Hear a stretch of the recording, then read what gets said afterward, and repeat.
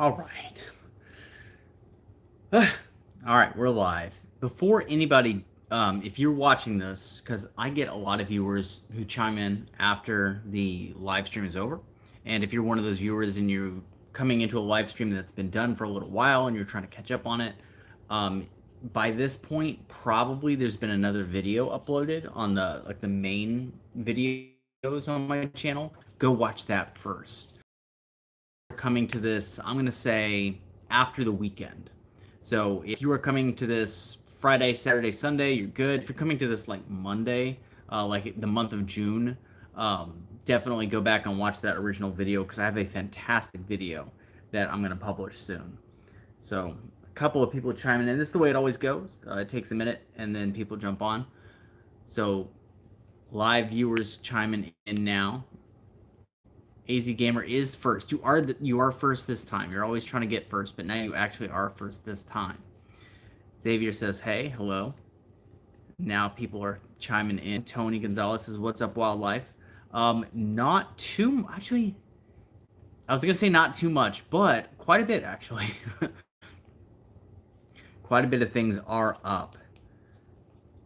Got a cool video posted. Not up and live, not ready for you guys to see just yet. It will be this weekend probably. Really good video. I'm very proud of it. I have to put it up in probably one of my favorite videos I've filmed. Might be my favorite video I've filmed so far this year. First or second favorite video. It's really good. So keep your eyes out for that because that's going to be coming real soon. Okay, a few more people chiming in. Fishing Panther. That is a good name. It's called Sex Panther. 60% of the time, it works all the time. Ooh, that is pungent. Stings the nostrils.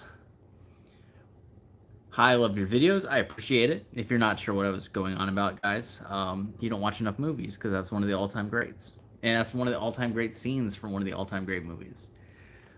Lord Frieza says, gonna go carp fishing early tomorrow in Missouri City. Yeah, our early is the key. The fishing pattern seems to be right now that everything is biting very early, and then probably by noon everything kind of calms down because it gets just so hot. The fish take a break. So early morning, like 6 o'clock, 7 o'clock is prime time right now. And if you don't mind getting eaten alive by mosquitoes, I guess you could fish at night. That could work too. AZ Gamer, what's up? Cruz Sanchez, what's going on? Just a lot of rain. A lot of flooding. A couple of things going on. I have posted a couple of creek fishing videos. Well, yeah, a couple of creek fishing videos recently. One's kind of a bayou fishing video, but it's done in that like light tackle creek style, and then a creek fishing video, all of which are doing better than I anticipated because I did all of those videos as kind of throwaway videos, meaning that I expected them to bomb, and I just wanted to get them out of the way before I posted like a big video. But they're actually doing great for the amount of time that they've been up. So I'm probably going to be doing more of those soon. That's what I was doing today. I was out scouting some creeks nearby to see if they were too flooded. Surprised they were. Fishing Panther 29 says, "What's the biggest fish you ever caught?" It was an alligator gar I caught in 2022. That was upwards to the upper 200s, near 300 pounds. Very, very large fish. I didn't weigh it, but its measurements all equaled that of fish that clocked in at those numbers in the past. That's not the most powerful fish I ever hooked, or the biggest fish I ever hooked, I don't think, but it is the biggest one I ever landed. Chero's World of Vacuums. Been a minute since I've joined a stream. Nice to see you. Glad you're here. Yes, Tony Gonzalez says Ron Burgundy. Yes, classic. I never saw the sequel. I think the sequel was awful, but the original Anchorman is just one of the best movies ever made. Xavier says, "How long have I fished?" I fished, as a kid recreationally, and then kind of gave it up, and then got into professional conservation education. That's my background. I was an educator for the Houston Zoo, and I wanted to highlight aquatic species in freshwater because I didn't think they got enough time in zoos and aquariums, not enough placement. It's mostly saltwater animals. And I realized very quickly that you can't just put a camera down in fresh water in southern United States and film fish because you can't see through the water. So you have to catch them to film them. So I was like, okay, I have to be good at fishing again to film these animals, to talk about conservation stuff for these animals. Um, and that's where the fishing really kind of picked up again. So at this point, I would say I've been doing the YouTube channel for like almost 8 years, something like that. Not full time 8 years, but like there was like long gaps between the first couple of videos because I wasn't doing it full time. I was uploading when I could. So 7, 8 years is how long I've been fishing, and then the YouTube channel and the real like consistency with all my videos. The last couple of years have been kind of extreme. All right, go back through a couple of these. Stephanie Ganley says hi, hello. Easy Gamer says how to deal with pollen trees and grass allergies while fishing. I don't know because I am allergic to almost nothing. That's actually a better question for my wife because she's allergic to everything. Man, pollen allergies. What do you guys take for pollen allergies? I don't know. Whatever that is, take that. Wear a fishing mask maybe. I don't know. Reduce the amount that you're breathing in. There's only one thing I'm allergic to, and it is a moss that grows on crepe myrtle trees. And if I so much as touch that stuff, like I will just start breaking out all over. But that's it. Like poison ivy, poison oak, stuff like that does not bother me. I will have people message me all the time or comment on videos all the time like, idiot, you're standing in poison ivy. And it's like, doesn't matter. I'm not allergic. I could eat the stuff. So I actually don't have a very good answer for your question, except the best I can do is treat it like dust. You know, how would you stop dust from getting in your mouth and your nose? You cover your mouth and your nose. You try to fish in areas where there was a lower count, because I think you can get pollen counts from like weather reports and things like that. That's the best I got for that, because that's not a problem I've ever had, unfortunately. Fortunately for me, unfortunately for the sake of the answer. TR's World of Vacuum says, went fishing today, caught a 10-pound blue cat on a trout spinner. Catfish on lure is always fun. One of the craziest things that have had happen to me. Yeah, they're a little more actively predatory than a lot of people think. I'm dying of thirst right now. That is what I'm drinking. I thought almost freezing this would make it taste better. It does taste good, but it tastes better before you get it that cold, I've noticed. Whatever about those blueberries, getting it really, really cold doesn't do the tea any favors. Jordan C says, hello from Jordan and Heidi. Oh, I thought you were saying hello from Jordan, the country. Hello from Jordan and Heidi. We love you. Thank you so much. I appreciate your support, and I'm glad you like the show.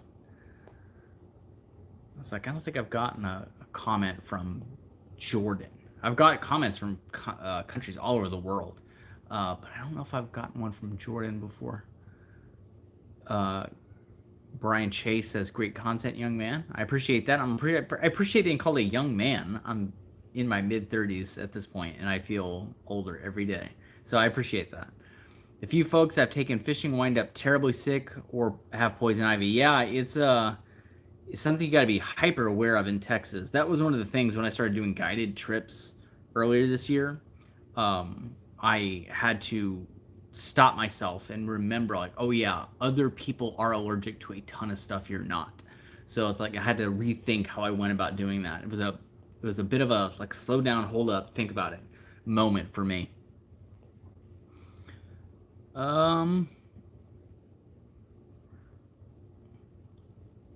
Amar says, big fan of your videos, man. I'm a sub from Qatar. That's awesome. That is really cool. That might be the first comment I've gotten from that country. I can't remember. I sometimes, some of them stand out because I get them over and over and over. And then occasionally I'll get one from like a various country here and there every now and then. And I might forget about it because it happens so few and far between. But that's cool. Mystery Outdoor says, hey, hello back. Brian Chase says, my heat tip for you is to freeze some smaller water bottles and take them with you. They help out greatly between 10 and 3. Yeah, the problem with, it's not really a problem with the suggestion, it's just a challenge that I would have to figure out. When I do these fishing videos, the vast majority of the time I am trekking to get to where I'm going, and I have to carry rods and reels, terminal tackle, um, bait, and camera gear. Bare minimum, I must have all of that on me, and a landing gear too. If I'm going for alligator gar, I need like the rope and all that stuff, and pliers to unhook the fish. Like the amount of space I have to carry stuff gets very limited. So whatever space is left, I must pack as much water as I can, like drinkable water.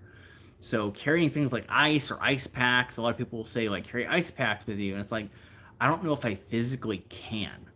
Um, I it's not a bad idea, but I'd have to probably get another backpack, honestly. The one I have is I've had it for a long time. It's falling apart. I go through backpacks fairly. They last a while, but I go through them fairly quickly. I get all the use out of them that I'm going to get out of them. By the time I'm done with a backpack, it is falling apart. Mystery Outdoor says, "Does the Brazos being flooded all summer basically affect me?" Yes, yes. The Brazos being flooded all summer is a massive effect on me. Massive. That is where I do a lot of filming on a regular basis, and it's just been impossible this year. That's one of the reasons this year has been so difficult. It's one of the reasons that this year you've seen a lot of footage from the past. Like I'll upload footage into a video that is from a past video, and I'm upfront about it. Like I say in the video, this is what it's from. One of my last videos, I did that, and videos have been a little bit fewer and farther between. I'm doing a little bit better with the consistency of uploading now and going forward for the next couple of weeks, I think.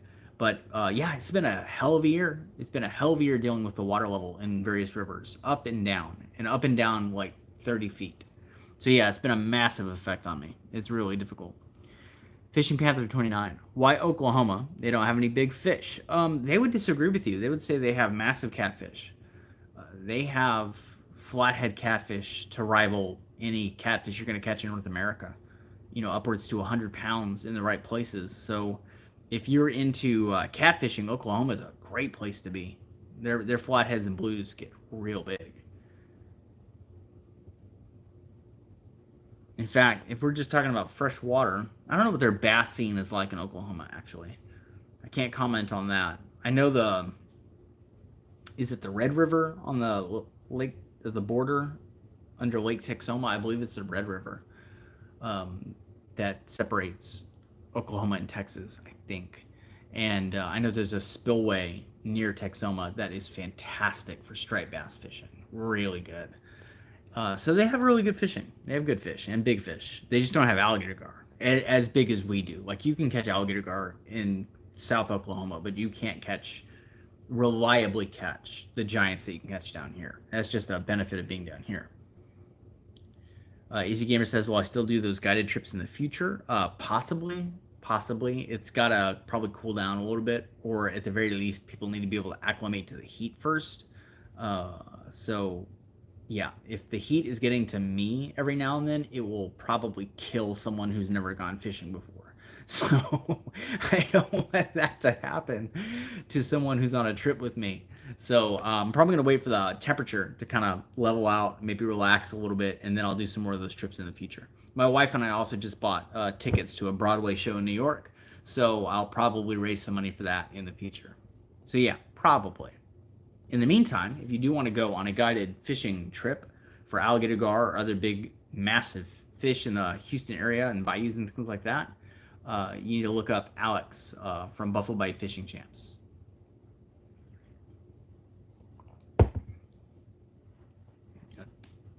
Bug in my face. Tiara's World of Vacuums. Would I be able to get a big fish tank and have a bass gar and a catfish? That idea sounds fire. That idea sounds expensive. Also, I love that idea, and I have a similar idea in my head. I don't want to spoil it because it's an idea I've been working on for the better part of 2 years now.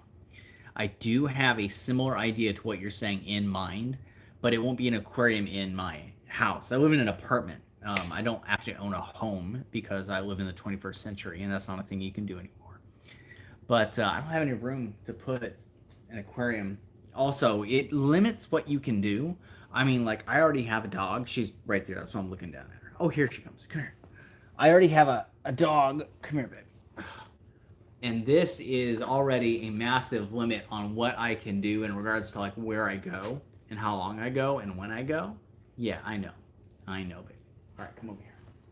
So having fish, especially unique fish that most people are not used to caring for, like gar, would be really difficult for a travel schedule. And I want to get back into traveling for the show as much as possible, as soon as possible.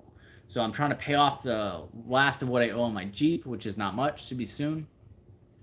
Then sell that sucker and buy a new car and get back on the road. So that's my priority. I don't want to have a fish tank in my house because that'll stop me from doing that. Lucas says, greetings from Poland. Thank you for tuning in from Poland. That's awesome. Voorhees Gilbo says, hi from Lafayette, Louisiana. Lafayette, Louisiana. Speaking of, Dustin Poirier going for the title this weekend tomorrow, going for the title against Islam Makhachev. Massive underdog in that fight. The odds are stacked against him, but he's out there repping Louisiana. I love Louisiana, by the way, guys. If I had to move to another state, and I am not particularly loyal to Texas out of some like weird like no Texas first like weird. I have done very well for myself here because Houston, the southern Texas environment is incredible for the type of filming that I do. However, it can also be a pain in the ass sometimes. And if I had to move, there's two things I would consider for moving out of state. Three. I have a dream ever since I was a child, and even still now, I desperately, desperately, desperately want to move to Australia. I want to live in Australia, and I always have. And it's not a joke. I would 100% want to start a life in Australia if I could. Everything about Australia, I want to be there. But that's unrealistic for now.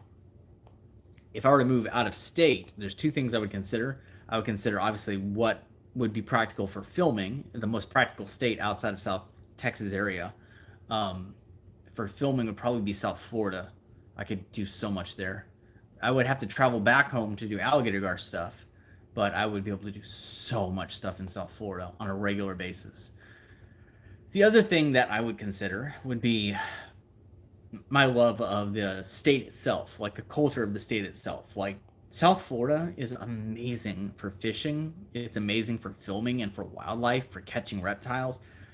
I cannot stand Miami. I don't like Miami. I'm sorry. If there's anyone from Miami here watching this, I don't like being in Miami. I don't like the South Florida area is not a place I'd want to live for South Florida. It's a place where I'd want to live because it would make my job remarkably easy. If I wanted to live in a place where I was like, I love this place, I would move to Louisiana. I would move to New Orleans. I love New Orleans. I could live there tonight. I could go to New Orleans and be happy tonight. I love Louisiana so much. Anyway, Serp says, hey Peyton, how's it going? Can't wait for the next video. Very soon. It's coming, and it's a good one. It's one of my favorite ones I've made in a long time. Xavier says, skill, all caps. Hopefully you're talking about me. Brady Baxter says, I'm looking to do a catch and cook on an upcoming Florida trip.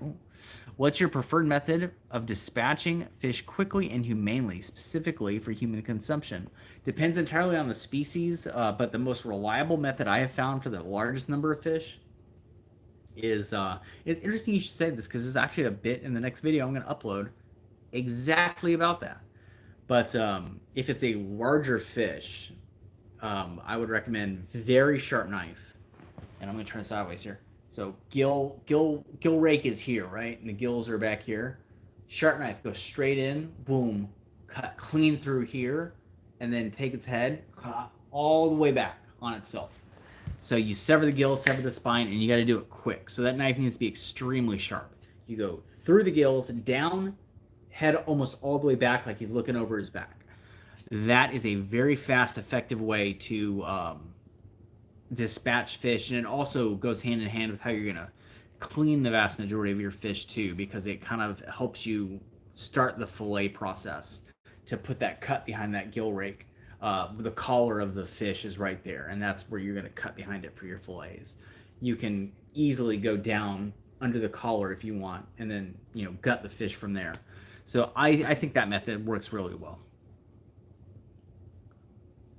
Scam likely. Oh, that's scary.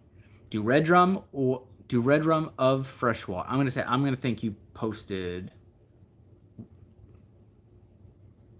Oh no, I'm misreading. I thought you were saying do red drum or freshwater drum, and you're saying why do red drum of fresh water have better colors than the one from saltwater?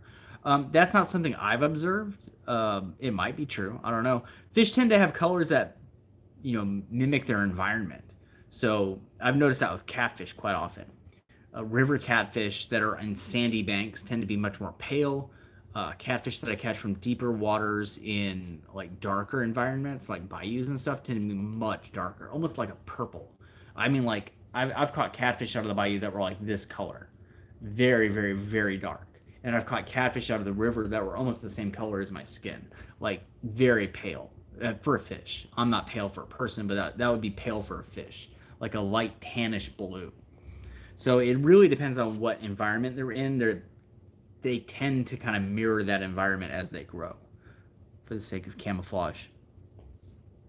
Mystery Outdoors says, I'm from Lake Jackson, so the Brazos was going to be up where I was going to be gar fishing, but it's going to suck, and the tarpon and bull red fishing ain't going to be good in the beachfront.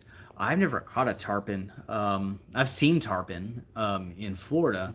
I've watched them surface and jump and all that, but I've never heard of anyone catching a tarpon in the Lake Jackson area. I think maybe a few years ago there was one that kind of like made the news on the jetties in that area because it was so rare. I've never heard of anyone reliably targeting tarpon, so if you know a secret, let me know. But yeah, fishing all around in the state of Texas is going to be really difficult for the next couple of months. This is going to be a really difficult year for people out there trying to find fish. You guys will notice that in my last video, I did something that I've been wanting to do on my channel for a very long time, and you will start to see much, much more of it. And not only will this be something that I've always wanted in general, but it will be something that is very beneficial for me given how difficult fishing is being. There were 1, 2, 3, 4, 5. There were like 6 different species of animals in the video that I filmed, and half of them were not fish. I think over half of them were not fish. I caught a snake in the beginning of the video. I did some filming of a small rabbit that I found because it was just adorable. I talked about turtles for a little bit, apple snails. I'm going to start branching out on the types of animals that I'm filming a little bit more regularly. And that's something I've always wanted. This was never a fishing show. It just became that. YouTube's algorithm kind of forced it to become that. This was always a show about wildlife, hence the name. It was a play on words. I put wildlife fishing show in my email for the channel only because wildlife show was taken. So there's going to be you're going to start seeing a lot more animals, mostly big reptiles, going to be appearing on the show. Should be exciting though. Let's see. Terry Hancock says, White River, Arkansas, any alligator gar? I've never fished the White River in Arkansas. I was on vacation in Colorado, and I think is that where that giant bridge is or with the tram in Colorado? Is it over the White River in Arkansas? I'm just gonna Google this because I know Arkansas has produced some of the largest alligator gar. Like the Texarkana border. Let's see, White. You said White River, Arkansas.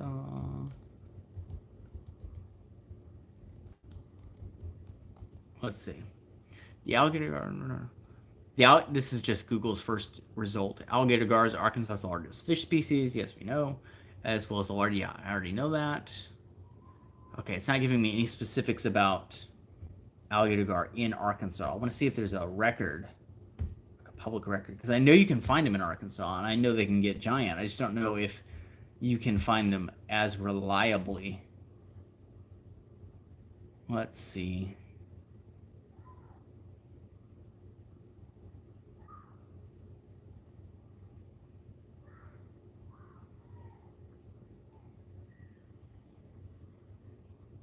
Yeah, not a whole lot on here. It looks like they were hit pretty hard in Arkansas when their population plummeted in the 20th century.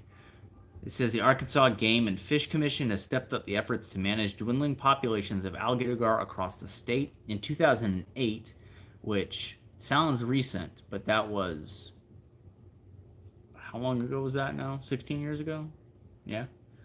The AGFC Fisheries Division formed the alligator gar species management team. Over the past decade, this team of biologists has been working to understand the current status of remaining populations. In the coming years, the team will be focusing on enhancing the species in its native range through habitat improvements and reestablishment efforts where appropriate. Um, yeah, and that's off of Arkansas's Game and Fish Commission's website. So they don't have a lot of information about alligator gar. They may not be as well populated there as they are in other states, from the sound of it. I would like to do. I'm going to do some more looking into that though.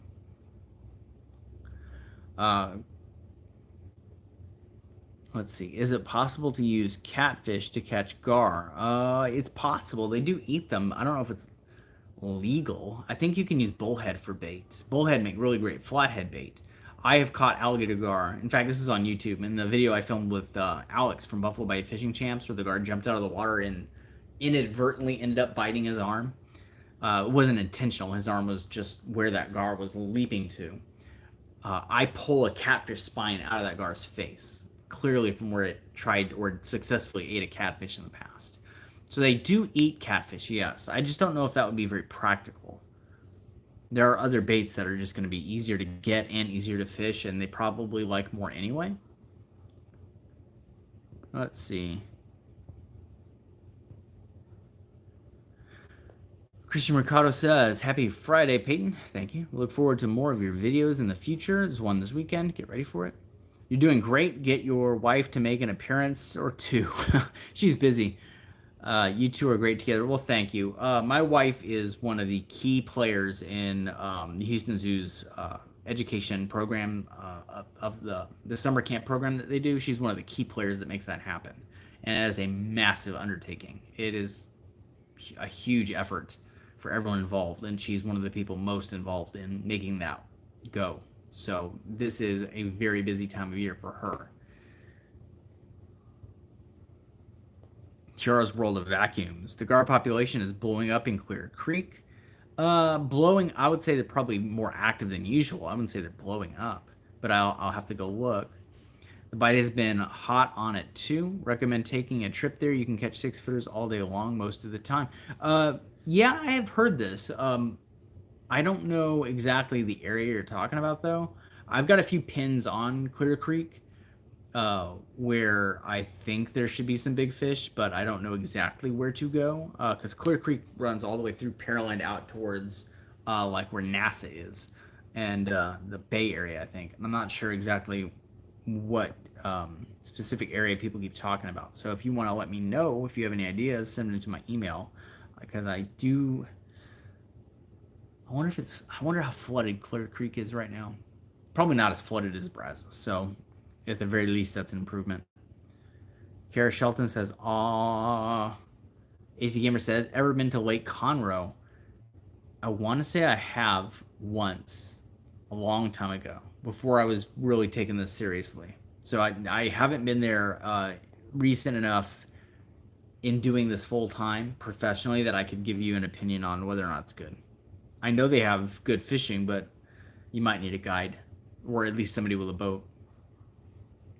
Fishing Panther 29 says, "Are you ever going to have a meet and greet in Oklahoma?" I don't think I've ever done I do a Patreon meet and greet here. Like Tulsa, Owasso, that area, and you really like, is it Skiatook? Skiatook Lake is not bad. I actually never heard of that. I might have to look that up. The only reason I've ever went to Oklahoma in the past was to see a family friend who now lives in Texas. So I don't have any reason to go up there. Giovanni Carrion says, "Hey, Houston local here. What's up? The life of Riley. Can you say, is it Reiki? Reiki? Easy gamer. How to proper hook a Plecostomus catfish? Well, they're algae eaters. You're probably not going to catch one on a hook and line. Cast netting them is unfortunately all too easy.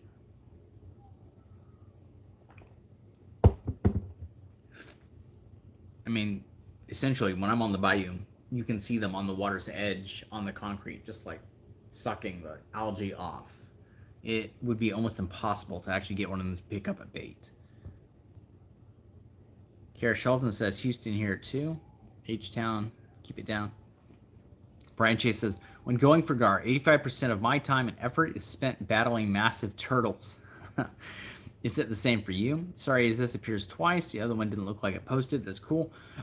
Sometimes more than others. So in Buffalo Bayou, yes, Buffalo Bayou is full. This is a good thing. It is full of alligator snapping turtles because that is like considered a recovery zone for the species. Alligator snapping turtles are a threatened species, and they're doing really well recovering in Buffalo Bayou specifically.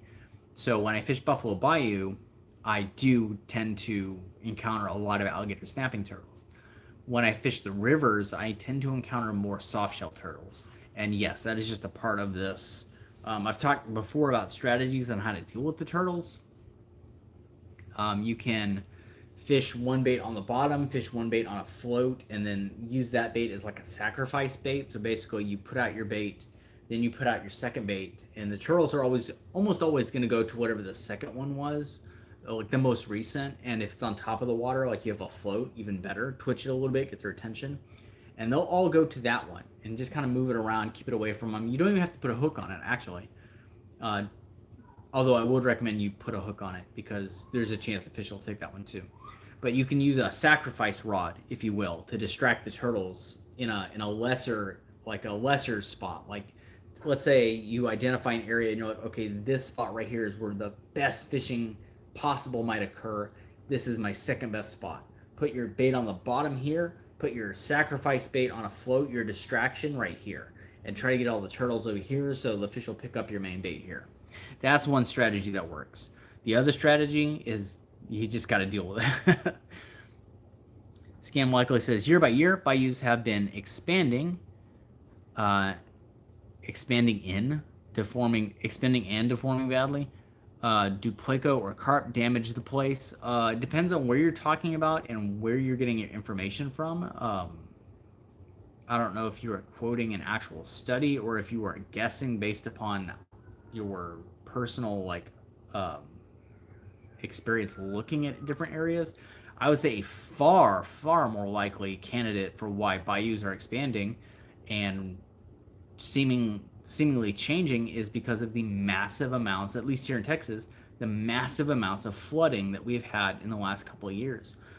Literally record-setting floods in the last couple of years. If you look at the Brazos, for example, and you look at all the river crests, like the all-time highs, you will notice like the last 5 of them happened in the last 5 years. It's ridiculous. And guess what causes that to happen? It starts with a C. It's called climate change. And it is one of the reasons why this type of flooding is becoming a common occurrence. It's the reason that it's not a, what is the word they used to use for storms like Harvey? Like a 500-year storm, and then it happens and it happens again, and it happens again, and it happens again. It's like that measuring tool of how bad it is doesn't work anymore when the situation that we've created environmentally is causing it to happen all the time. Carp are considered naturalized in Texas, the common carp, which are the ones that feed on the bottom. And pleco are not considered naturalized, and they are a problem, but they don't do a lot to change the formation of rivers. They don't suck up sediment. They tend to feed off of algae. So a far more likely candidate for any changes that you've seen are floods. And the reason that we've encountered so many floods over the last couple of years in South Texas is largely due to a combination of climate change and bad city planning around cities like my hometown of Houston, which has a massive effect on water runoff, where it goes, and that kind of thing. Serp says, Hank Williams Jr. said, he never does concerts in he never does concerts in Miami. He says it's almost not even like the United States.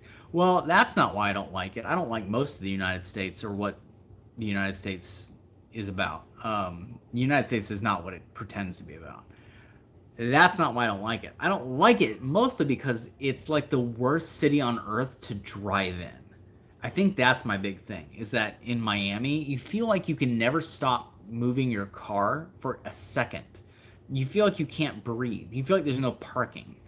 Everything is trying to charge you money to go anywhere. You have to pay, or you have to have a reservation.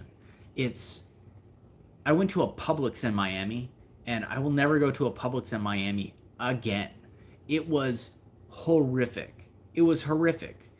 Imagine like 30 parking spaces for like a store the size of like one of our HEBs. It was so bad. It was so bad. I think that's the thing I don't like about Miami, is mostly just the driving, because the food is great. The food in Miami is insane. The music's good. The fishing is fantastic. Everyone in Miami is attractive. Like all of them. Everyone in Miami is attractive. I'm married, so that doesn't matter to me, but that's a bonus for anyone who's not. So Miami is a pretty cool place in a lot of ways. I think it's the driving aspect. I don't like driving in Miami. That's probably what I hate about it the most. Oh, Roundabout Central. Roundabout Central. Miami is full of roundabouts, and I hate roundabouts. Let's see. Oh, that was a mistake. Sorry, I accidentally clicked on somebody's comment. I was just trying to scroll. Voorhees Gobo says, big alligator gar in South Louisiana. Yes, the Gar Lab, Solomon David's Gar Lab research efforts are conducted largely in South Louisiana, I believe. So he has tagged quite a few fish well over 7 feet in that area. Serp says, have I kept up with the Thylacine pictures controversy going on at the moment? Yes, I think they're fake. I think they're AI generated. They do not have a lot of the classic anatomically correct features of a thylacine. The pictures are also inconsistent. One picture to the next does not like match. Like you would not look at that and say that's the same animal based upon like stripe patterns and things like that, which is a problem. And there's also some giveaways. There's a term. If you remember the movie, what's that one? Tom Cruise. Steven Spielberg made it. Minority Report. If you remember the movie Minority Report, we get I won't give too much away because it's one of the best movies of the last 30 years. He gets falsely accused of a crime. Tom Cruise does, and there's this scene where I think it's Colin Farrell is a detective, and he finds like this mountain of evidence that kind of points to this crime. Not that it's complicated. I don't want to give too much away, but there's a person that Tom Cruise gets accused of murdering, and that person is connected to a crime from Tom Cruise's past. And they find this mountain of evidence, and Colin Farrell says this is called an orgy of evidence. You know how many times I've seen this? 0, because they don't really happen. He's like, anytime you see something like this, it's staged.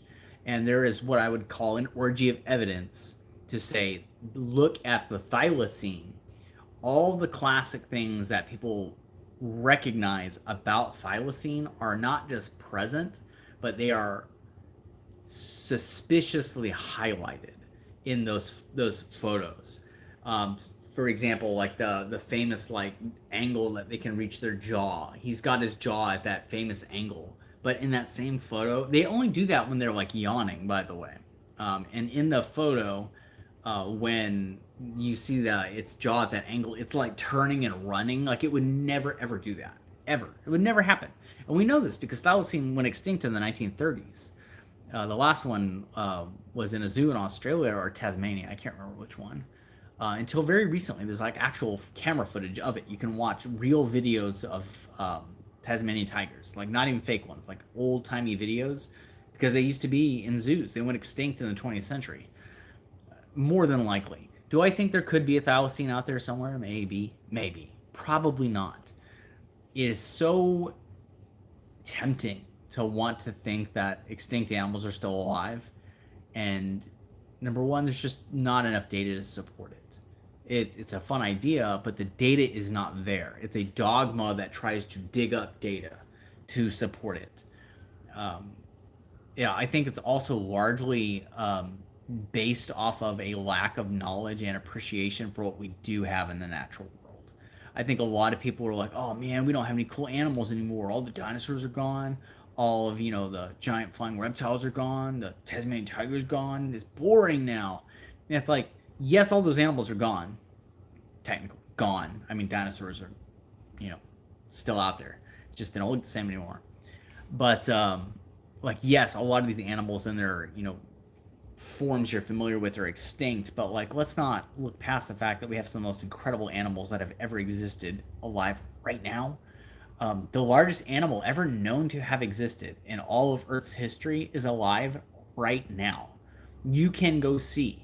It would be very hard and it would be very rare and it'd be a very special moment if you did, but like physically, you could go see the largest animal to have ever existed on planet Earth. It's a blue whale.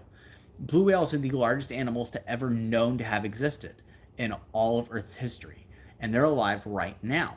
We have a lot of cool stuff that you can see. We don't have to conjure up like, oh, this extinct animal, it must be still alive because otherwise things are boring. I think that's where a lot of that mentality comes from. I'm not saying every person who's interested in that thinks that. I'm saying as a whole, that is where the interest is born from in the large sphere of the public. So yeah, I haven't been keeping up with those photos. I am fairly convinced they are fake, probably AI generated. In fact, it actually sounds a lot like a prompt that you would put in to generate those photos. It sounds a lot like a prompt. Oh, there's also a lot of problems on those photos with the lighting. Like the shadows are all wrong. Like the light source illuminates the background incorrectly to how a camera would actually illuminate a subject in the foreground. It would obscure the background. Like the focus doesn't work. Like it wasn't really taken by a camera. It was made in a computer. It wasn't taken by a camera. That's where my thought process on that is right now. Okay, Brian Chase says, I consider grass carp as the Bayou Tarpon of Houston. Awesome fight on a bass rod. Yeah, it's so short though. I wish they fought longer. A light tackle fight with a big grass carp is a blast.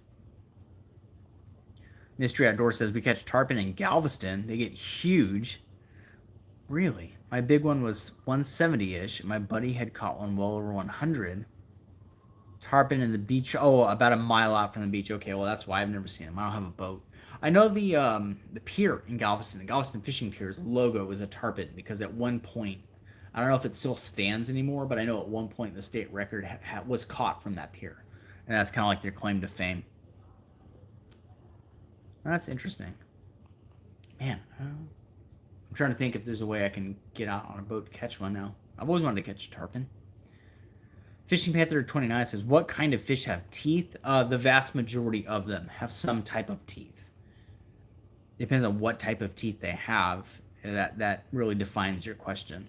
But most fish, not all, there are definitely exceptions. I think the Mekong giant catfish, most carp don't have teeth, but the vast majority of other species, bass, have like very, very, very small like pads that technically have, I believe, teeth. Catfish, rough pads. I think that would qualify. I'm gonna look this up. Do catfish's pads qualify as teeth?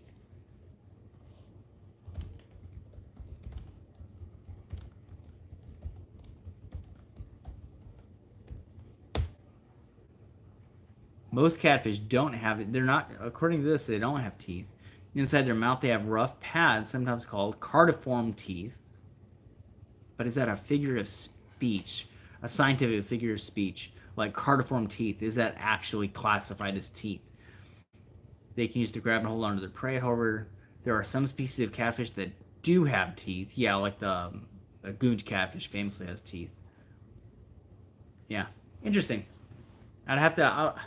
I've been in contact with some people from the zoo about some fish stuff, and I'm gonna actually ask them about that because they will know if cardiform teeth are actually qualifying as actual teeth. But so let me walk my statement back. Maybe not most, but quite a few. Let's see. Malik McBee says, "Hey, you want to fish with me in Arkansas? Arkansas is a long way away, and my car's check engine light is on. So let me fix that, and I'll get back to you." Ace Fisherman says, "Just go by any spillway in Arkansas. You'll find them there." Them. What are we talking about? Are you referring to the gar that we were talking about? Are you sure they're alligator gar? Serp says, everyone always says bullhead make great flathead bait, but I would feel bad using them. I love bullhead. Yeah, it's one of those things where it's like personal preference gets in the way, and that's fine as long as you're upfront about it. There's nothing wrong with that. Malik B says, "Have you ever been to Flint Creek in Arkansas?" No, man. Everybody's asking me about Arkansas. I've never been to Arkansas, guys. I know some guys in Florida who catch pleco on a hook and line using pieces of tortilla. Interesting. I've never heard of anyone doing that. That's unique. Puffin's Adventure says, "What's up? What's up? Just doing the live stream." Mason Ballard says, "Can you catch freshwater eel and or bowfin?" Yes, you like figuratively you can. If you're asking me if like people can do that, yes, you can do that. If you're asking me if I can do it, yes, but maybe not at the moment. There's two spots that I know of nearby that are fantastic for eel, American eel, real big ones too. But both of those spots are horrifically flooded right now, and the conditions for catching eel, it's not so much that they can't find food in the murky water because they operate mostly on a sense of smell, but I'm thinking about the current in those areas as it flows quite heavily, and there's a lot of plants. So I might wait for the water to go back down, and then I can catch those eel. Bowfin are hit or miss for me. Eric Gillen says, when fishing deeper waters, bayous specifically, how deep do you fish your bait? For example, I fish a spot, which is about 15 to 20 feet deep. I've been having the bait about 4 to 5 feet under the float for gar. In my experience fishing like Buffalo Bayou, which can get up to like 40 feet deep, the vast majority of the fish do tend to travel on the top of the water. They do occasionally, they'll pick up baits off the bottom, but yeah, for like Buffalo Bayou and stuff, I have found a lot of success using. Sorry, I'm trying to get something off my dog's fur. I found a lot of success using exactly what you're describing, baits near the top of the water. So that's going to be where most of their food is going to be, running mullet. They're going to chase those on top of the water. Oh, got it. All right. Let's see. What season or months? Oh, okay. What season or months are best for jack fishing off the jetties? Well, they're there right now, but they're behaving a little bit differently this year. So most of the reports I've been hearing about jack crevalle off the jetties or piers is that they are not chasing fish on top water like they usually do, but that they're picking up fish off the bottom. I've seen a lot of people posting updates on their jack fishing, and it has been mostly like bottom baits for red drum getting picked up by jacks, which is interesting, but it makes sense given how hot it is. Those fish are going to... you okay? Those fish are going to be near the bottom where the water's cooler. The dog is coughing. What are you coughing about? Let's see. Bayou Vision back on the scene. Bayou Vision back on the scene. I want to thank you for your conservation focus showcasing urban wildlife. Very much appreciated. That is, although, are you okay, darling? You're being weird. My dog is like coughing up a storm, but she's okay. You all right?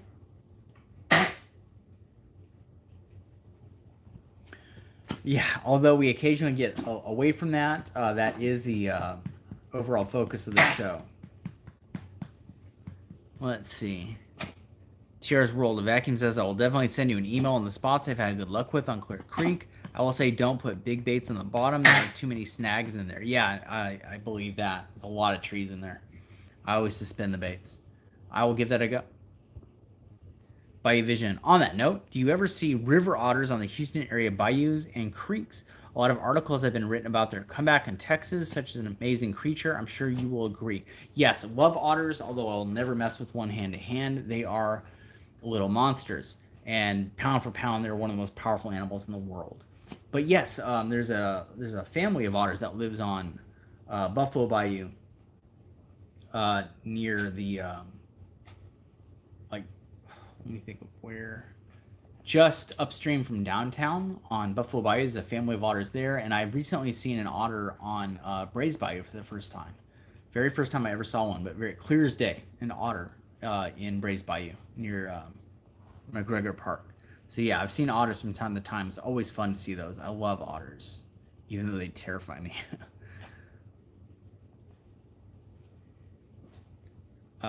Sona, is that correct? Sona Kumar says hello, and you're from India. That's neat. That's cool. Puffins of Interest says, I hope my channel gets as big as your channel. I appreciate that. I hope my channel gets as big as other channels that are out there. Just study trends and try to think ahead of what people are doing, and try to think of how your audience or potential people scrolling on YouTube, think of what they're going to see, and the first thought that's going to come in their head when they see your thumbnail and title. Think to yourself, how can I make people immediately stop scrolling, look at what I've posted, and ask themselves a question. Is this real? Is he really going to do that? If I say, this is why you do XYZ, have them ask themselves, well, why do you do XYZ? Or like, I bet I know why you do XYZ. Like, you want your thumbnail and your title to stop people in their tracks and ask themselves a question. How many times do you guys think I'm gonna have to ask people to stop putting religious propaganda on my YouTube channel? It never ends. It never ends. It's not a place for this. Stop it. Every single live stream we go through this. I go through this with somebody. I understand that it's important to you, but I have set up boundaries that are important to me, and you do not get to cross over my boundaries just because you think it's important. Too bad, so sad. Do not cross my boundaries on that issue. Do not post religious propaganda in the comments of my videos or my live streams. All right, where was I? Mr. Outdoor says, do I ever run jug lines? No. In fact, somebody actually brought that up to me recently. Not jug lines specifically, but they brought up if I could see any kind of like changes in rules and regulations around fishing. Like, what are some things I would like want to see gone? Jug lines is one of them. I don't like jug lines. They're indiscriminate. A lot of animals can be caught and killed with jug lines. They get lost all the time. They're nothing but trouble, and they're bad for boaters too. Because I'm a realist. I've been in the professional conservation game for a very long time, and I know that while you need to be an idealist to stay in that industry for a while, you also have to be a realist to get anything done. And I know that while I have the idealistic reasons for wanting to ban jug lines, I know I have to throw in the realist reasons as well. So I will also say that it is also really bad for boaters, because people foul up their props all the time on jug lines and things like that. It's also pollution, which is just nasty. When those things get lost, it's just awful. I don't like jug lines at all. Serp says, is my bracelet / wristband a watermelon? Yes, it is. This is one of several. I'm looking around because I forgot where I put them. I think they're in there. This is one of several bracelets that I have. This one is a watermelon. If you know what this means, you know why I'm wearing it. The watermelon for a very long time has been a symbol that I think it was originally designed to stand in place of the Palestinian flag as a way to show support for Palestine without the oppression of the Palestinian state, recognizing exactly what you were saying, so you can still show your support over there. You could show your support without having the oppression recognize exactly what you were doing. That is where this comes from. So yes, one of several bracelets that I have that shows my solidarity with the people of Palestine.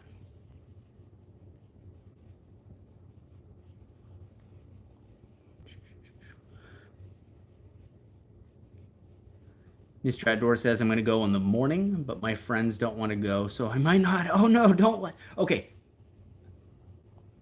the morning that I caught the giant alligator gar that like changed my entire life, I almost didn't go. I almost didn't go. I woke up that morning, I felt like garbage. Like I felt horrible. And I was like, I'm just not gonna go. And I sat there and I thought, and I was like, go. You need to go. You need to go. You need to go to work. Go. And I went and my life changed forever. So go. Definitely go. Don't let your friends slow you down. You never know what'll happen. Serp says any possibility of more flat, any more pot. Serp says any possibility of more flathead or bowfin videos in the future. Flathead, yes. Bowfin, I don't know. I'm losing. I think when I catch a bowfin, all I'm thinking about is how much how much more I'd rather be catching snakehead. Somebody asked me the other day. Somebody was really upset in the comments of something I posted because I said something like. Oh, I was talking about the Dustin Poirier tattoo thing, which I'll talk about in a second. And somebody said that I shouldn't get a tattoo about martial arts. I should get a tattoo about my real passion, which is fishing. And I'm sorry to say this to you, but fishing is not my passion. Wildlife is a passion. Fishing is just a tool that I need to put them on camera because the water's so murky. Like fishing is not a passion. I'm very good at it, but I don't love it. And that made that person incredibly upset. But I will say, of all the fishing that I do for a full-time job, the one that like I would go do for fun if I had my choice, the one that is actually fun for me, is snakehead fishing. I really like snakehead fishing. It is so much fun. Obviously, I'd want to film it because you never know when something crazy is going to happen. So get your camera out. But if somebody said to me, Peyton, you can't film, you have to go fish for fun. What are you gonna do? I'm gonna go catch snakehead. But yeah, so every time I catch or target bowfin, I just think to myself like, oh, I'd rather be catching snakehead right now. But flathead, yes, I want to show off some of the rigs from Terraform and Tackle that I have that are specific to catfish. So yeah, I've got big flathead plans in the near future. Friends Fishing and Adventure says hello from Angleton, Texas. That is my hometown. Actually, I don't know if you know that, but I was born in Houston and spent the first 10, 11 years of my life growing up in Angleton. And no, actually, I take that back. I spent the first 10, 11 years of my life growing up in the Bailey's Prairie area of Angleton, and then moved out towards like the Holiday Lakes areas and was out there for another decade and a half. So I lived in Angleton for a long time. Let's see. Lucas says, cute dog. Thank you. It's my little rescue dog. Dolly is her name, named after Dolly Parton. Roel Garcia says, what's up, wildlife? Not much. Just live streaming it up. Kara Shelton says, Keegan's Bayou has a family of otters. Oh, that's cool. I haven't been on Keegan's Bayou in a while. I was close to it today, actually. I was actually on an offshoot of Keegan's Bayou today. It's real flooded right now, so I didn't fish Keegan's Bayou. But that would be cool to see a family of otters. Let's see. AZ Gamer says, why do fish nowadays bite so early? This is strange. It's just the fact that the weather has changed so rapidly. I mean, fish are animals, just like people are animals. Now, obviously, they're more well attuned to their environment than we are attuned to their environment. But just like I don't want to go out in the midday because it's so hot, fish are going to be the same way. A lot of animals are like this. They're going to be most active when the temperature is more comfortable for them, when they're going to burn less energy, when it's going to be less stressful for them physically. So that's going to be the morning and the evening. And the change this year from cool weather to absurdly hot weather happened like that. It happened so fast. I was actually, my wife was, because I had heat exhaustion, like bordering on heat stroke for the second time a few weeks ago. That was in a video. And that's one of the reasons I've been having such a hard time this year is that the temperatures, man, they're horrific right now. They're bad. It's not just that the temperature is high, because it's in the mid to upper 90s, I think. And Texas routinely sees temperatures over 100. But it's the combination of the high 90s% humidity, I believe, and then the fact that it happens so fast, nobody could adjust to it, and the fish are doing the same thing. So the reason they're biting early in the morning is because of how hot it gets in midday. Let's see. Ruel Garcia, do gars swallow the bait faster in a river than a lake? Oh, that's a good question. I'm gonna say they run faster.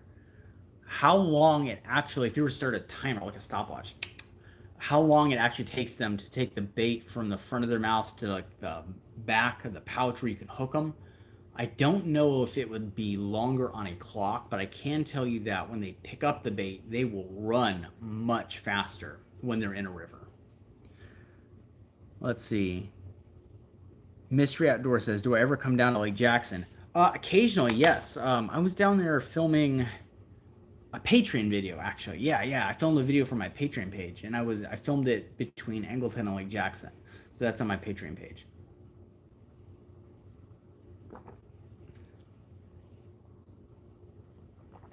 Hey. All right. Let's see. All right, if you are just tuning into the live stream and it's been a few days since the live stream has been posted, definitely go, even though we're an hour in at this point, definitely go watch the video I would have posted by this point. So if you're chiming into this live stream in the future, there's probably been another video on my YouTube channel that I'm very proud of. Go back and watch that. What else did I say I was going to talk about?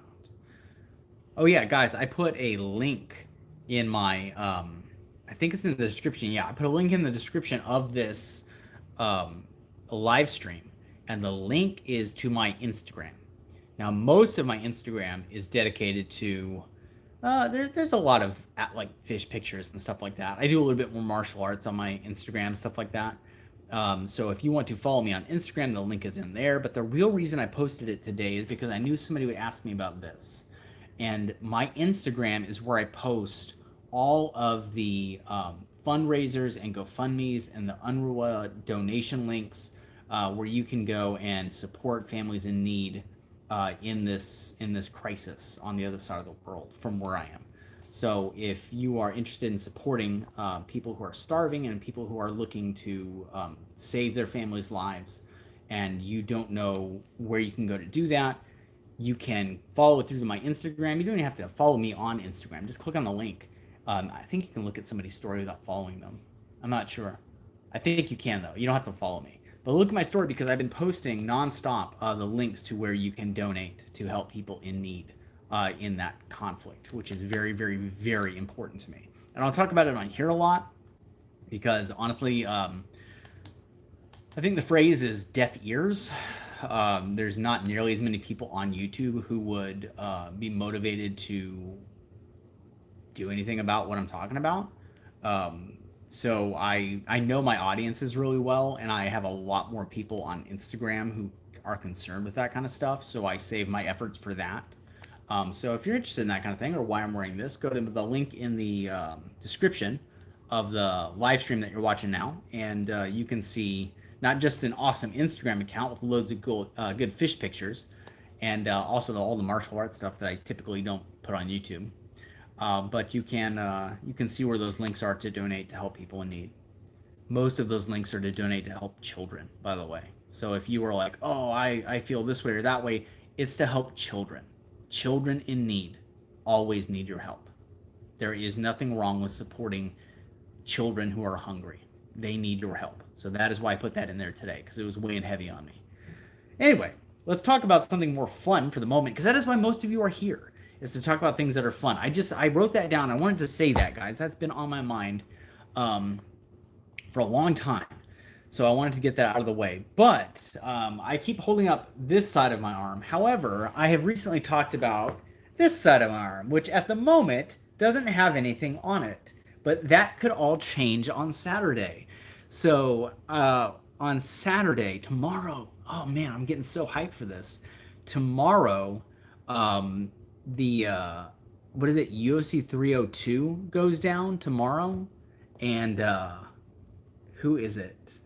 Islam Makhachev, reigning, defending lightweight champion of the world, is taking on Dustin Poirier, and I think it's his third title shot.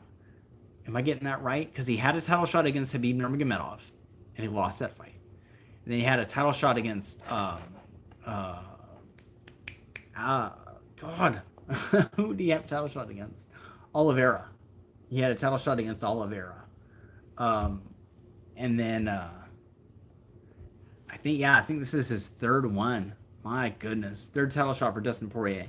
So I made a post on my YouTube. Let me see when I did that.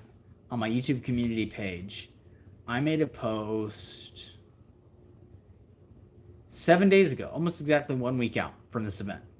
And I said, if Dustin Poirier beats Islam Makhachev to win the UFC Lightweight Championship, I will get a Dustin Poirier tattoo on camera, and I will put it in a video. And then I asked for design suggestions. By the way, you could put that in there right now in the comments if you guys are running out of things to say. I will take tattoo suggestions, although I think I know what I'm going to get. This, all by the way, is if he wins, and only if he wins. And I'll explain why in a second. So the odds of this happening are very small. The odds of this happening are very small, because stylistically, if I was to create a fighter to beat Dustin Poirier, it would probably be pretty close to Islam Makhachev. But what I'll probably do, the reason I'm getting this, if he wins, the reason I'll get this tattoo is because, number one, I love Dustin Poirier. Number two, I have felt Dustin Poirier's kind of nearing to Michael Bisping status, in the sense that, like, if ever there has been a man to win a title and have it feel justified and have it feel like, yes, this man has earned this title, he is the champion, finally, he's the champion, he did it, it would be Dustin Poirier. He had an interim title, but it doesn't really count. He's never held the undisputed title. So if he wins this weekend, if he wins tomorrow, it won't just be that I like Dustin Poirier. It will be that Dustin Poirier has completed this massive journey that kind of symbolizes never giving up on yourself. And that is why, if he wins, I'm going to get a Dustin Poirier tattoo. I don't know if you heard that, but it sounds like when people upload, like, I heard a Bigfoot in the forest, and you hear like this horrific scream. It's kind of what that sounded like. But anyway, if Dustin Poirier wins tomorrow, I'm probably going to get, I can't really do this because this is vertical, and I'm trying to hold my arm horizontal. I'm probably going to get the words, what is it? He says paid in full, like right here. And I don't know what font I'm going to get. Probably like black in color, maybe some red in there. I asked a friend of mine about the pain of a tattoo, because she has quite a few, and they all look great. And I thought about it, and I was like, that looks really painful. The more I think about it, the more it's like, I'm not afraid of the pain, because I have an incredible pain tolerance, but what I am afraid of is pain caused by needles, because I'm terrified of needles. So I was like, that's a lot of like needle time. So one of the things she said was like, colors, like combinations of colors on a spot can make it much more painful. So I might just stick with like black writing. I may forego any kind of other color on there. But yeah, if Dustin Poirier wins tomorrow night, I will get a tattoo, probably that says paid in full, on my forearm, because I want to save this for a specific tattoo that I've wanted for a very long time. And I'll put it in a YouTube video. Anyway, Brady Baxter says, as a content creator with actual experience as a wildlife educator, can you discuss the fine line that exists between wildlife education and exploitation, especially as it relates to content creation? Yes. So at the end of the day, stop. My dog. I don't know if you can hear her, but she's doing this thing where she breathes real low. She's like, and basically that means pay attention to me. I got you. I'm right here. Yeah, it is a fine line, and what I do is kind of a good example of where that line is because fishing is a fine line between showing someone an animal on camera and getting the animal back alive and harassing an animal to the point where it has become compromised for the sake of showing it to someone on camera. Now, a lot of people, I'm going to get into the nitty gritty of your question, but to kind of preface this, a lot of people get upset when they learn that I do this for a living because they think that suddenly, like, oh, all you care about is money. And I think there's a couple of things going on here. Number one, people tend to think in a binary. They think either like, oh, you do this for free because it's your greatest passion, you love fishing more than anything on earth, or you do it because all you care about is money and you hate everyone. And there's no in between. It's like, no, my passion is wildlife conservation. The fishing is a tool, and I do this for a living because if I have to go work in an office somewhere doing sales or some horrible thing like that, um, I won't get to do this. I don't have the time, the means, the energy to do this. So getting to do this for a living perpetuates my ability to do it. So when it comes to wildlife education on camera, wildlife education and wildlife exploitation, they are very close together. And a good example of that is, how much do I want to say on here? Stop. How much do I want to say on here without crossing any boundaries? Because I'm trying to think in legal terms. There's a certain person I want to bring up. And I'm trying to think legally if it's wise to bring this person up on here. There is a particular creator who is involved in something I was talking about earlier regarding a certain maybe extinct, maybe not animal. Now you probably know who I'm talking about. And I would say that person has their feet on the edge of exploitation of wildlife as opposed to education. And I would say that a lot of fishing channels are on the side of exploitation as opposed to education. Because that's the thing. I don't like calling what I do a fishing channel. In fact, I don't think I have ever been the person to call it that. I don't think I've ever called what I do a fishing channel. I call it a wildlife education channel, or I say I'm a wildlife educator on YouTube. Fishing is just a tool. Now, I don't say that in every single video because I don't want to sound like a broken record. I don't want to say the same thing in every single video. I have like 450 videos. I don't want to say the same thing every time. But what I should do is record an intro video for the channel that talks a little bit more about the goals of the channel and why I'm using fishing as a conservation education tool, things like that. I think at the end of the day, to more accurately address your question, because I have this tendency to go on tangents when I answer questions. To answer your question a little bit more specifically, the fine line that exists between education and exploitation comes down to, I think, integrity. And integrity it's one of those words people throw around a lot. But when it comes to somebody who's doing what I do, I think you start to notice a person losing integrity when they start crossing boundaries that they have established in the past that they shouldn't cross. So, for example, I use the expectation of crossing that boundary to get people's attention, but then I don't do it. So, a good example of exactly what you're talking about is what did I title that video? The rats for bait one, using rats for bait to catch monster fish. That video, I knew full well that video would get people to click on it because they thought I was going to use a live rat as bait for a fish. I knew people would think that. But then what did I do? I did a rug pull, and right off the bat, the video starts with me in a pet store. I knew people would see that and think I'm going to use that pet rat as bait.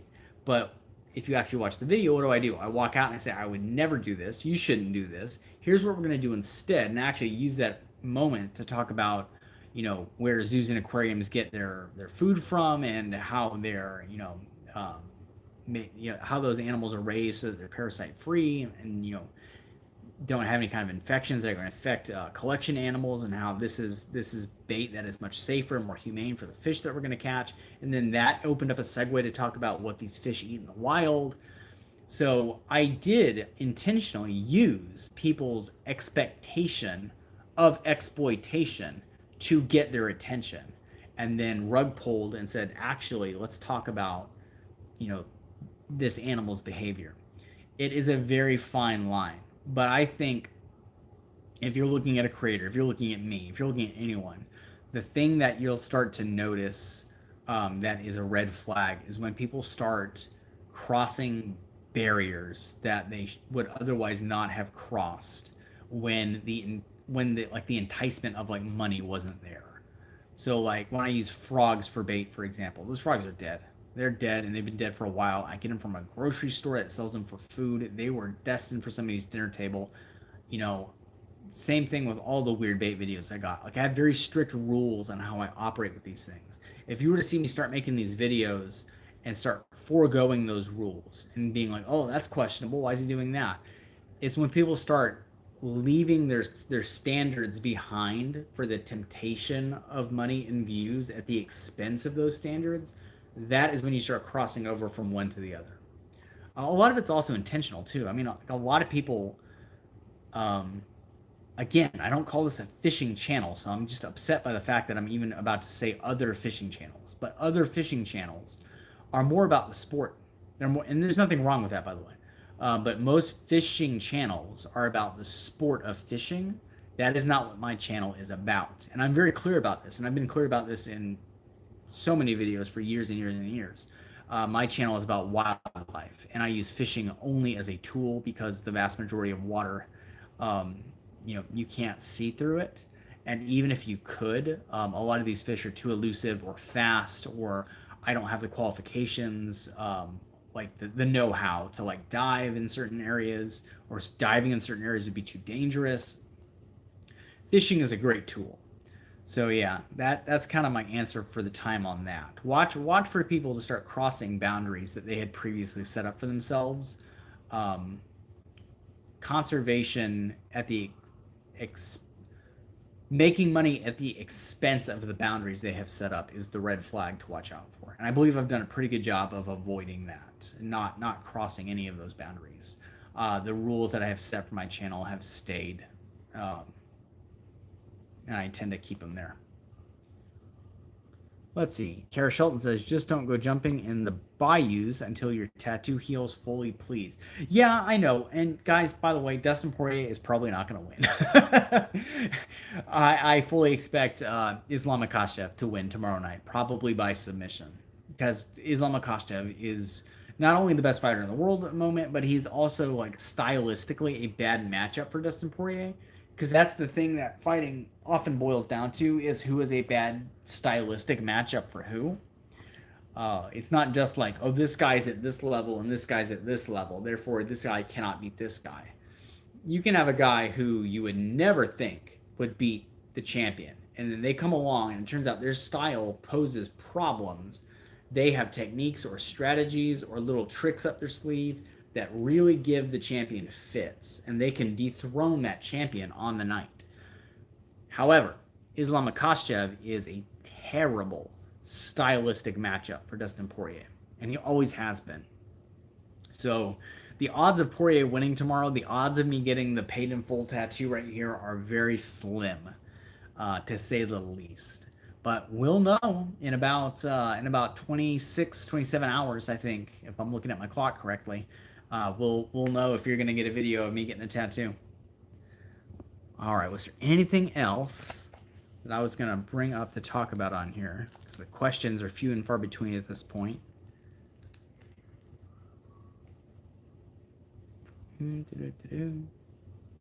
Let me know what you guys want to see more of.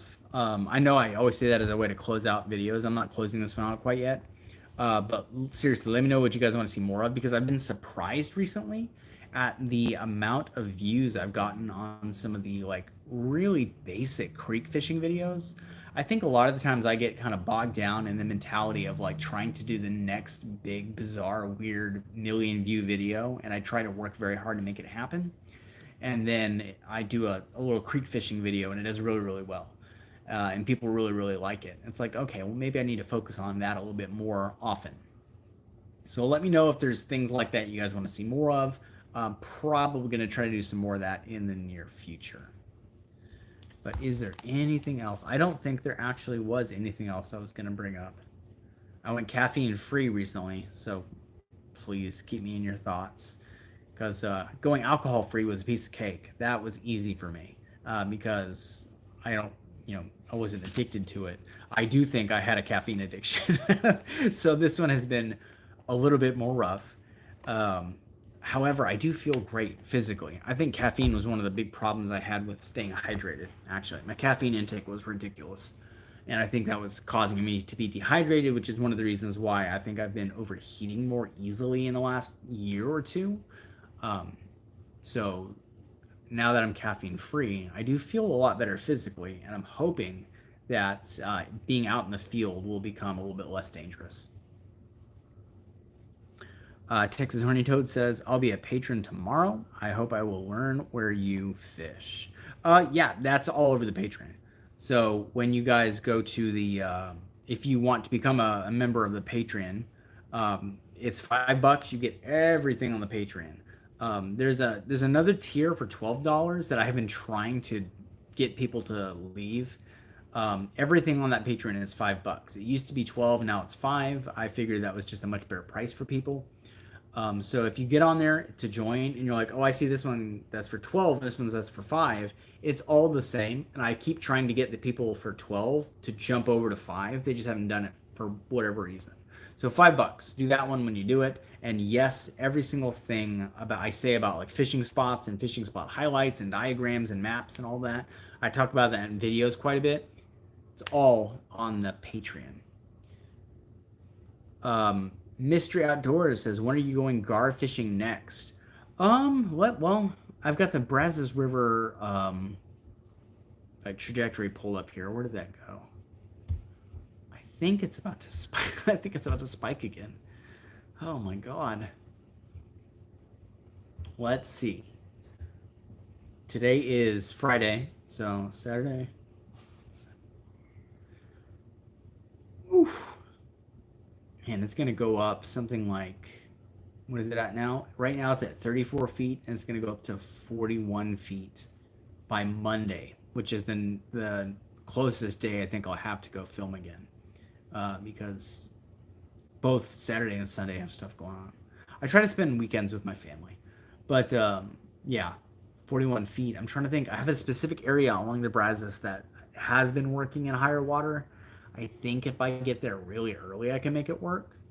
So probably Monday is when I'm going for like larger alligator gar again. We will see. It depends entirely on the river and the weather. Because what is the weather going to be like? Let's look at the weather report for Monday. Houston weather. Because if it's like torrential thunderstorms. Oh, it's not.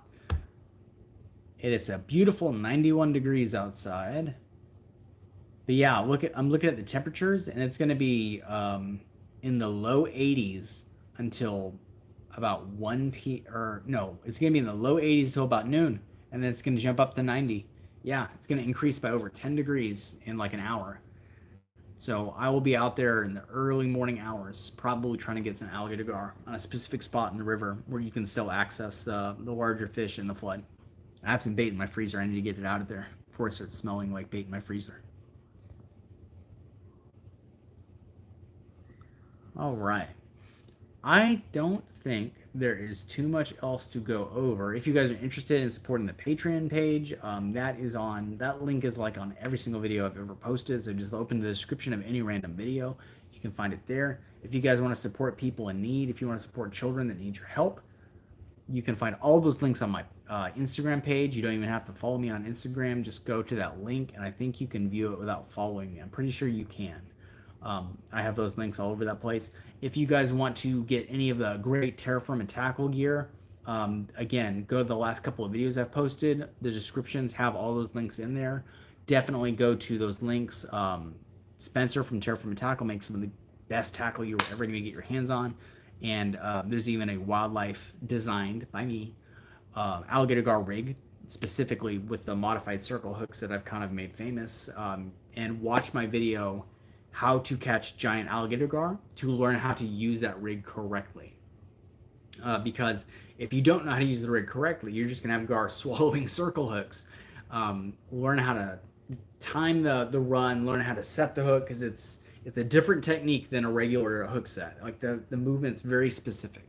So go watch that video, how to catch giant alligator gar, and learn how to do the modified circle hook rig if you're going to buy those, because the technique is important. All right. Last question. My PB bass is not very big. It's like 7 pounds. So maybe I'll get that knocked up, or it's a bad way to put it. Maybe I'll get that, a higher PB later this year. But who knows? Bass fishing is not my forte. So yeah. All right, like, subscribe, all the good stuff, and I will see you guys. Keep your eyes out for the video I'm going to post in a few days, because it's one of the best ones I've made in a very long time. Loads of fish, like 50, 60 fish. All right, so I'll catch you guys later.